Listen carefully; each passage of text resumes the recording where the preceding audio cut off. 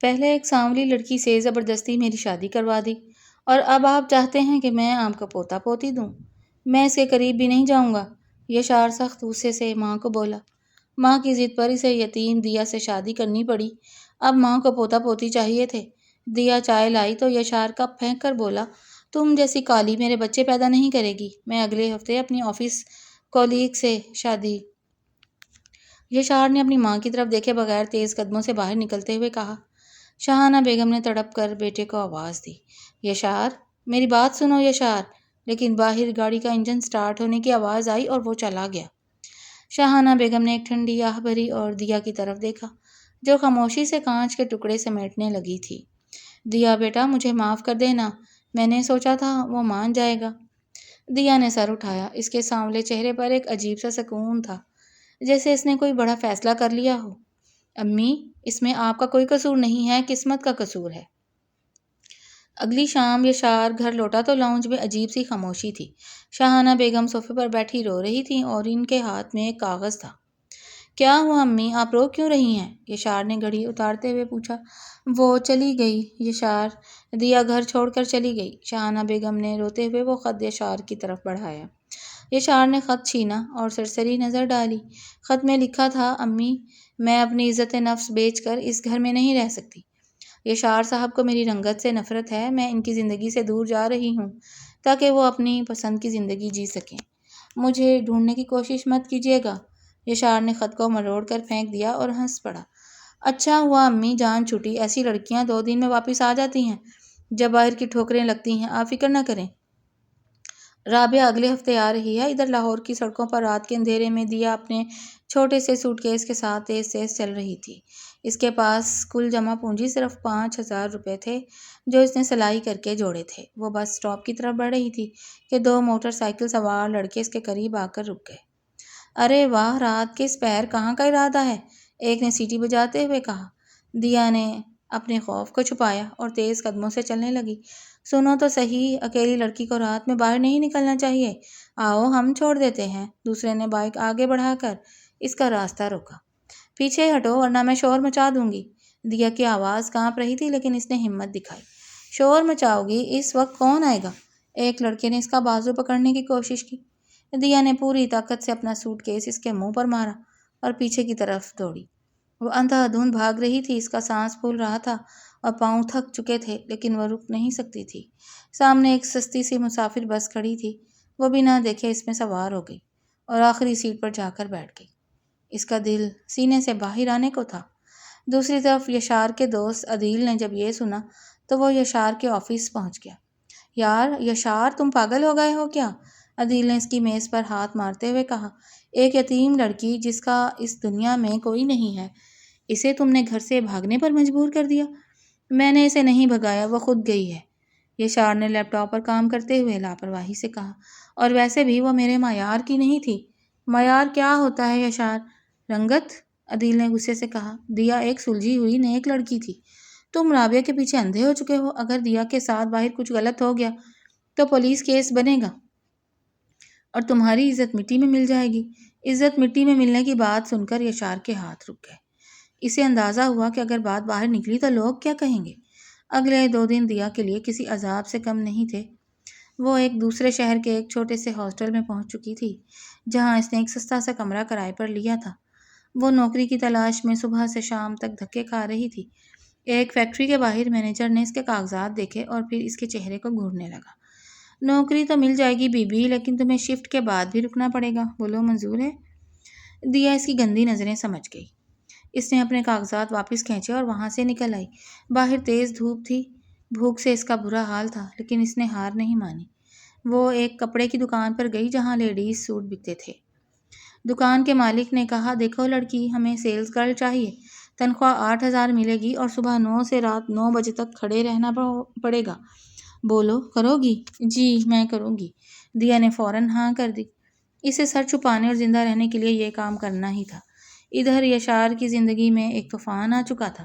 رابعہ کو جب پتہ چلا کہ دیا گھر چھوڑ کر چلی گئی ہے اور یشار پر پولیس کیس ہو سکتا ہے تو اس نے صاف انکار کر دیا۔ دیکھو یشار، میں کسی تنازع میں نہیں پڑنا چاہتی۔ جب تک تمہاری پہلی بیوی کا معاملہ حل نہیں ہوتا ہم شادی نہیں کر سکتے۔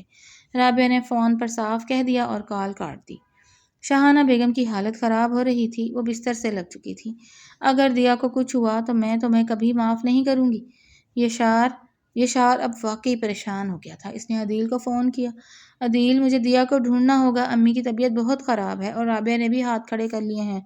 اب آئی عقل ٹھکانے، عدیل نے تپ کر کہا۔ وہ کہاں جا سکتی ہے؟ اس کا تو کوئی رشتہ دار بھی نہیں ہے۔ مجھے نہیں معلوم، لیکن مجھے اسے ڈھونڈنا ہی ہوگا۔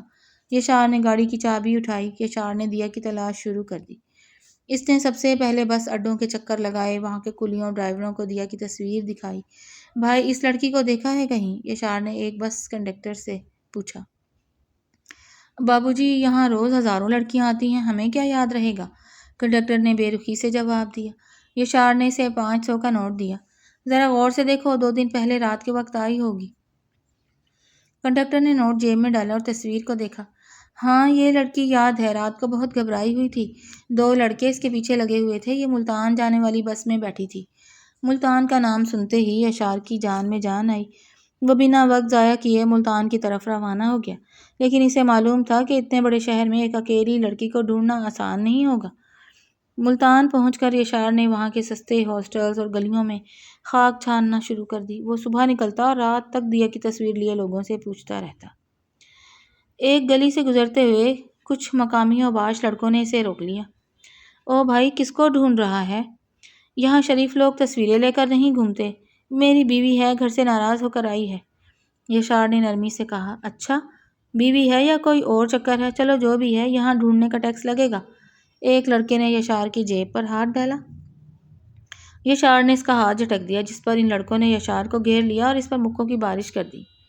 یشار سڑک پر گر گیا، اس کے منہ سے خون نکلنے لگا۔ وہ لڑکے اس کا بٹوا اور فون چھین کر بھاگ گئے۔ یشار سڑک کے کنارے بیٹھا درد سے کراہ رہا تھا، اور اپنی زندگی میں پہلی بار اسے احساس ہو رہا تھا کہ جب ایک اکیلی لڑکی اس بے رحم دنیا میں نکلتی ہے تو اسے کن حالات کا سامنا کرنا پڑتا ہوگا۔ دیا تو بالکل اکیلی تھی، اس نے یہ سب کیسے برداشت کیا ہوگا؟ اس کی آنکھوں سے پہلی بار پچھتاوے کے آنسو نکلے۔ وہ اٹھا اور اپنے کپڑے جھاڑتے ہوئے دوبارہ چلنے لگا۔ وہ اب ہار ماننے والا نہیں تھا۔ یشار سڑک کے کنارے لگے ایک ہینڈ پمپ پر گیا اور منہ ہاتھ دھویا۔ اس کا پورا جسم درد کر رہا تھا، لیکن دیا کو ڈھونڈنے کی دھن اب ضد بن چکی تھی۔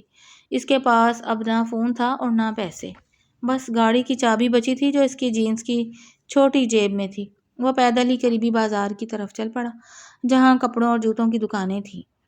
ادھر مارکیٹ کی اسی بڑی دکان پر دیا گاہکوں کو سوٹ دکھا رہی تھی۔ اس کے چہرے پر تھکن صاف عیاں تھی، لیکن وہ مسکرا کر خواتین کو کپڑے دکھا رہی تھی۔ باجی، یہ والا کلر آپ پر بہت سوٹ کرے گا، بالکل نیا ڈیزائن آیا ہے، دیا نے ایک خاتون کو کپڑا دکھاتے ہوئے کہا۔ تمہاری پسند تو اچھی ہے لڑکی، لیکن ریٹ بہت زیادہ بتا رہی ہو، کچھ کم کرو، خاتون نے بحث کرتے ہوئے کہا۔ دکان کا مالک سیٹھ اسلم کاؤنٹر سے یہ سب دیکھ رہا تھا۔ جیسے ہی گاہک باہر نکلی، اس نے دیا کو پاس بلایا۔ دیا بی بی، تم کام تو بہت اچھا کر رہی ہو، لیکن گاہک سے تھوڑا اور ہنس کر بات کیا کرو، کلائنٹ کو خوش رکھنا ہمارا کام ہے۔ دیا کو اس کے لہجے اور دیکھنے کے انداز سے عجیب سی گھبراہٹ ہوئی۔ اس نے اپنا دوپٹہ درست کیا اور نظریں جھکا کر بولی، جی سیٹھ صاحب، میں پوری کوشش کر رہی ہوں۔ یشار اسی بازار کی گلیوں میں بھٹک رہا تھا۔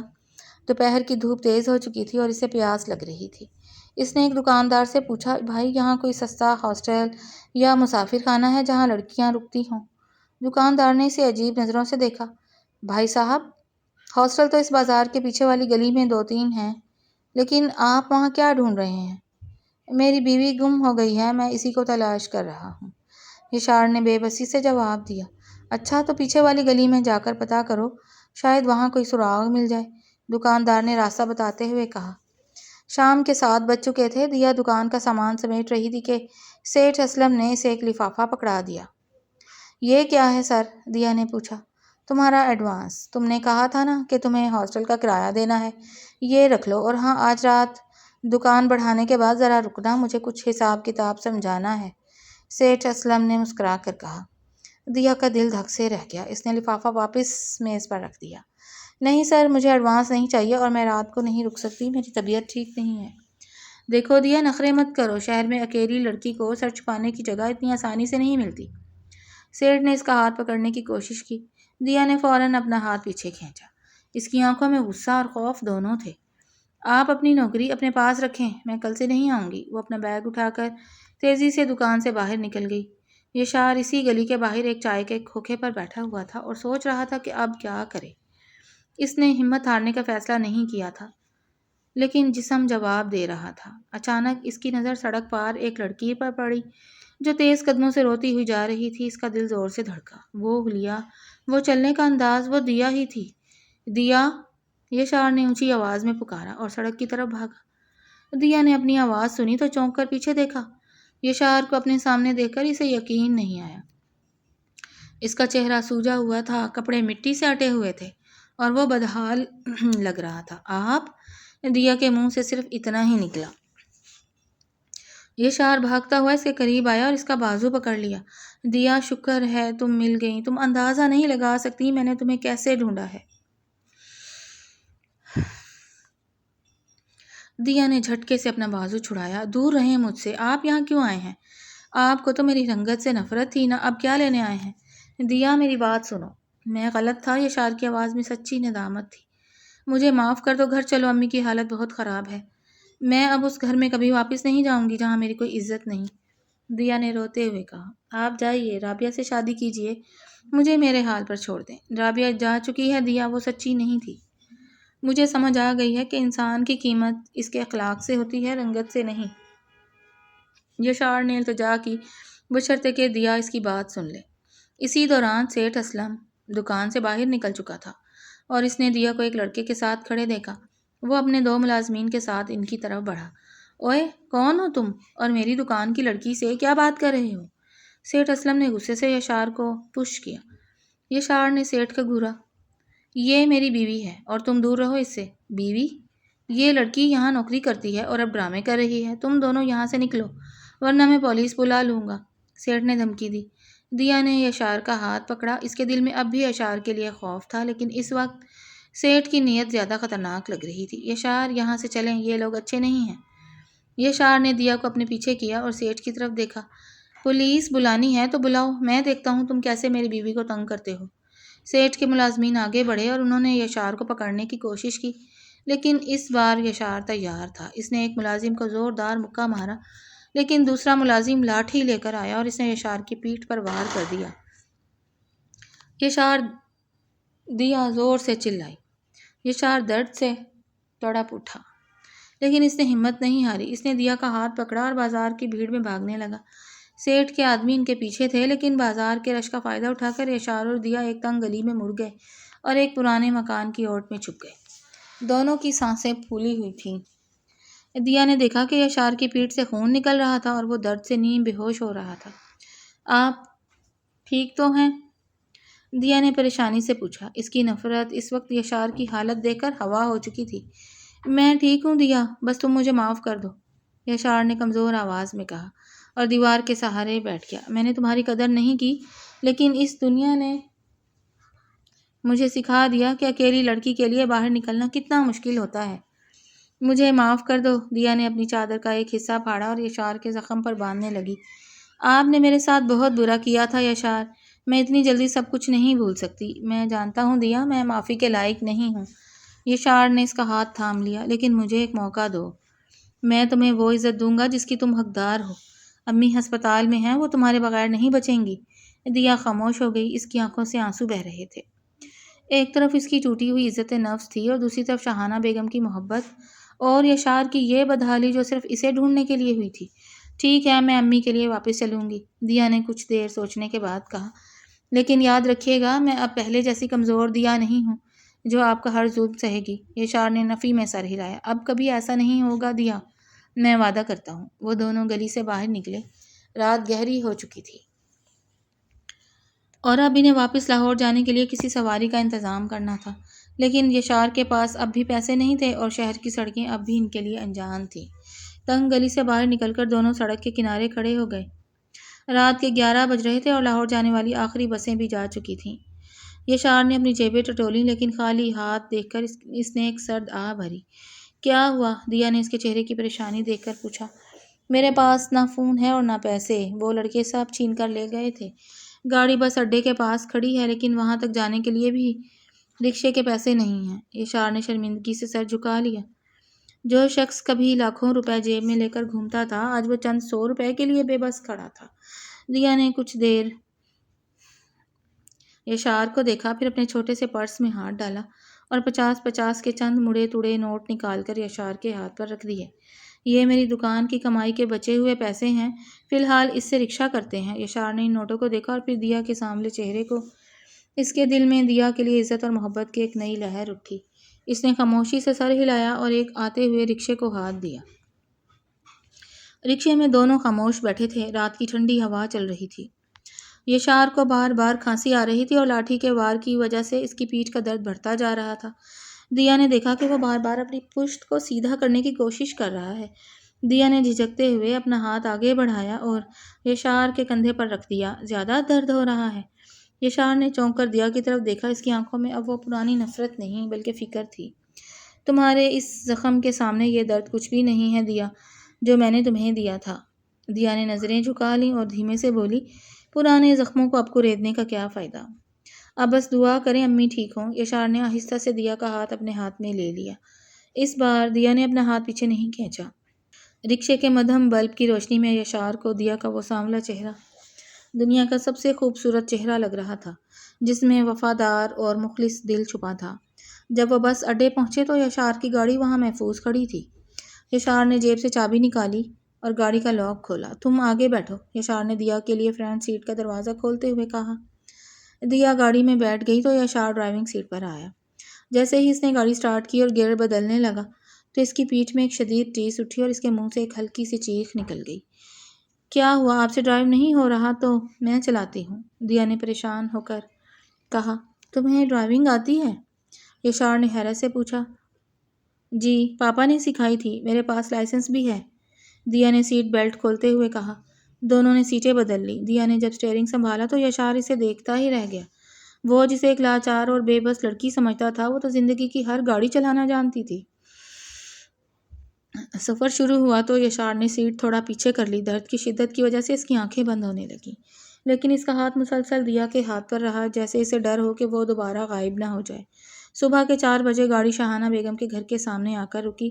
گھر میں لائٹس جل رہی تھیں۔ دیا اور یشار جیسے ہی اندر داخل ہوئے، سامنے لاؤنج میں عدیل بیٹھا ہوا تھا اور شاہانہ بیگم صوفے پر لیٹی ہوئی تھیں، جن کے ہاتھ میں ڈرپ لگی ہوئی تھی۔ خالہ، دیکھیں کون آیا ہے، عدیل نے دونوں کو دیکھتے ہی خوشی سے چلایا۔ شاہانہ بیگم نے کمزور سی آنکھیں کھولیں اور جیسے ہی دیا کو دیکھا، ان کے چہرے پر زندگی لوٹ آئی۔ دیا، میری بچی، انہوں نے لرزتے ہاتھوں سے دیا کو گلے لگا لیا اور رونے لگی۔ امی، میں آ گئی ہوں، اب آپ روئیں مت، دیا نے ان کے آنسو پونچھتے ہوئے کہا۔ عدیل یشار کے پاس آیا اور اس کی حالت دیکھ کر مسکرایا۔ لگتا ہے سدھر کر آئے ہو۔ ہاں یار، دنیا نے میری آنکھیں کھول دیں، یشار نے عدیل کے کندھے پر ہاتھ رکھتے ہوئے کہا۔ ڈاکٹر کو بلاؤ، امی کی ڈرپ بھی اتارنی ہے اور میرے زخموں پر پٹی بھی کرنی ہے۔ 1 ہفتہ گزر گیا۔ گھر کا ماحول اب بالکل بدل چکا تھا۔ رابعہ کا چیپٹر ہمیشہ کے لیے بند ہو چکا تھا اور یشار اب زیادہ تر وقت گھر پر اپنی ماں اور دیا کے ساتھ گزارتا تھا۔ ایک شام دیا کچن میں چائے بنا رہی تھی کہ یشار چپکے سے اندر آیا۔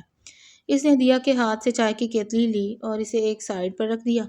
یہ کیا کر رہے ہیں آپ؟ امی چائے کا انتظار کر رہی ہیں، دیا نے شرما کر پیچھے ہٹتے ہوئے کہا۔ یشار نے دیا کے دونوں ہاتھ اپنے ہاتھوں میں لیے۔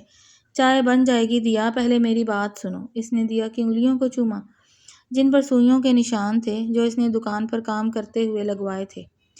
میں نے تمہاری رنگت کا مذاق اڑایا تھا نا، لیکن سچ یہ ہے کہ اس سانولے رنگ کے پیچھے جو سفید اور پاکیزہ دل ہے، میں اس کا اسیر ہو چکا ہوں۔ کیا تم مجھے سچے دل سے معاف کر پاؤ گی؟ دیا کی آنکھوں میں خوشی کے آنسو آ گئے۔ اس نے یشار کے سینے پر سر رکھ دیا۔ میں نے آپ کو اسی دن معاف کر دیا تھا جب آپ میرے لیے سڑکوں پر مار کھا رہے تھے۔ اگلے اتوار شاہانہ بیگم نے گھر میں ایک چھوٹی سی محفل رکھی تھی۔ دیا نے گہرے نیلے رنگ کا خوبصورت سوٹ پہن رکھا تھا، جس میں اس کا سانولا روپ خوب چمک رہا تھا۔ یشار بار بار اسے ہی دیکھ رہا تھا۔ شاہانہ بیگم نے دونوں کو اپنے پاس بلایا اور دیا کے ہاتھ میں سونے کے کنگن پہنائے۔ اللہ تم دونوں کو خوش رکھے۔ اب مجھے جلدی سے دادا دادی بننے کی خوشخبری دو۔ یہ سن کر دیا کا چہرہ شرم سے سرخ ہو گیا اور اس نے یشار کی طرف دیکھا، جو مسکرا رہا تھا۔ امی، آپ کی یہ خواہش بھی جلدی پوری ہوگی، یشار نے دیا کا ہاتھ تھامتے ہوئے شرارت سے کہا۔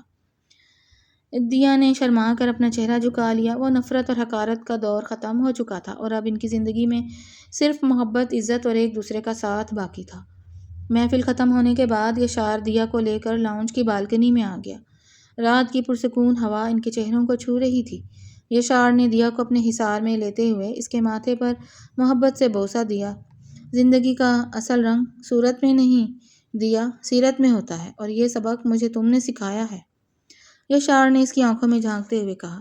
دیا نے مسکرا کر اپنا سر اس کے مضبوط کندھے پر ٹکا دیا۔ اب اس کے دل میں کوئی خوف یا ملال نہیں تھا۔ وہ دونوں ماضی کی تلخیوں کو پیچھے چھوڑ کر محبت اور برابری کے ایک نئے اور خوبصورت سفر پر نکل چکے تھے۔